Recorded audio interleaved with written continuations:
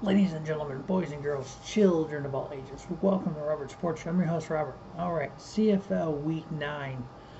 Yeah, for some weird reason, the schedule decided to do a game on Tuesday night. So tonight we have Edmonton Elks and the Ottawa Red Blacks. And then on Friday, we have Winnipeg and BC. And on Saturday, Montreal and Hamilton, and then Saskatchewan and Calgary. With being a short week, getting things ready, didn't really get into any of the numbers I've been going over. I haven't even done my fantasy team yet, so I'll probably do that immediately following this. So we're just going to run down the 4 games, do the picks and everything like we normally do. We'll just leave out the stats. We'll catch that up next week. Week 8, I was 2-1 on the straight up picks, 2-1 against the spread, 1-2 in the over under. Year to date brings me to 500 on the straight up picks, which is great. I'm 15-15. Against the spread, 13-17 still, so working on that. Over under 12-18. It has been a rough year for me in CFL. Now, college I've been doing all right, and NFL I'm doing pretty decent. Just like I said early on, hashtag expect the unexpected for the CFL in 2021 with missing the 2020 season. All right, so that game tonight, the 2-4 Edmonton Elks versus the 1-5 Ottawa Red Blacks. If we're gonna, can we do like the NFL does and maybe bump games and change schedules? Maybe we should have bumped up Winnipeg and BC to the Tuesday night game versus a 2-4 and 1-5 team. This is a rematch from Week 1. Ottawa won in Week 1, 16-12 in Edmonton. The Elks are averaging 19.3 points a game while giving up 25. The Red Blacks are scoring 14.5 points a game while giving up 29.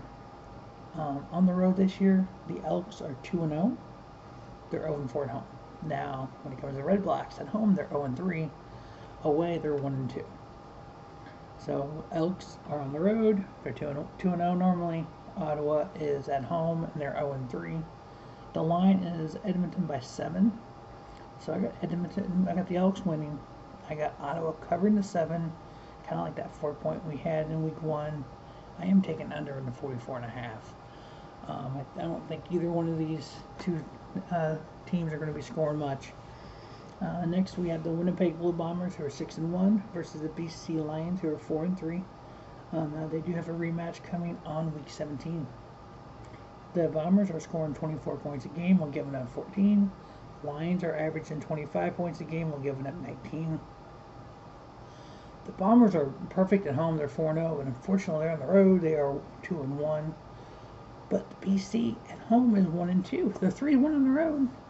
So the way this one lines up, being the home team, BC 1-2, Winnipeg is favored by 5. I am picking the Bombers to win.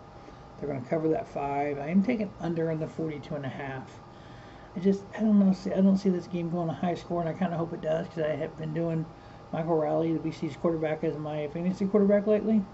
Probably won't do it this week because he's playing Winnipeg. Next up, we have the Montreal Alouettes, 2-4, versus the 4-3 Hamilton Tiger Cats. The Tiger Cats have been so inconsistent. They lost 2, won 2, lost 1, won 1. I think they won 2 straight now. Week 4, Hamilton did win 27-10 in Montreal.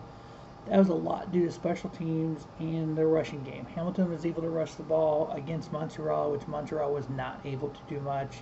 They had a lot of yards of returning yards, so that helps too. Alouettes, they're scoring 26.3 on the average, giving up 25.6, so pretty much equal. But Hamilton's kind of the same way. They're averaging 19.4, which has gotten better in some weeks, giving up 17. On the road this year, Montreal is 2-2, while Hamilton at home is 2-0. Again, I really want. I remember when the season started. Before the season started, everyone was like, "Hamilton's going to go undefeated." They got 3 losses already. Luckily, everyone is struggling for the most part, obviously except for Winnipeg and then Saskatchewan. But 500 definitely 500 should get you in the playoffs. Then who knows what will happen. Hamilton is favored by 5 at home. I got them winning, covering, and under in the 47.5. And then the 4th game, we had Saskatchewan Roughriders 5-2 versus the Calgary Stampeders 2-5. These two teams actually play a lot in the next 4 weeks. They have 3 games in the next 4 weeks against each other. So yeah, they're going to get to know each other real well. Week 9, Week 10, and Week 12. Rough Riders scoring 23 points a game, giving up 20. Calgary scoring 20, giving up 21. This game is in Calgary, while the Rough Riders on the road are 1-1. They're at home 4-1. So when they're at home next week, they should be definitely good. The Stampeders struggled regardless. They're 1-2 away, 1-3 at home. Saskatchewan is favored by 2.5. I didn't even mark this game down yet. I got Saskatchewan winning.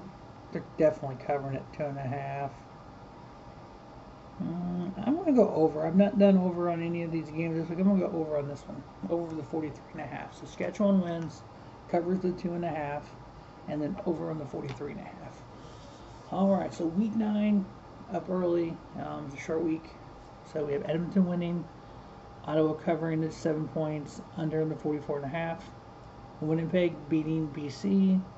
Winnipeg covering the 5 points, under in the 42.5. Hamilton beating Montreal. Hamilton covering the 5 points, under in the 47.5. Saskatchewan beating Calgary. Saskatchewan covering the 2.5 and over on the 43.5. Alright, that is week 9 of the CFL. Make sure you stay tuned to the Rubber Sports Show for the NFL and the college this week. As always, thanks for watching the Rubber Sports Show. Don't just have a great day. Have a spiffy day. Rubber Sports Show, your YouTube leader in sports channel content.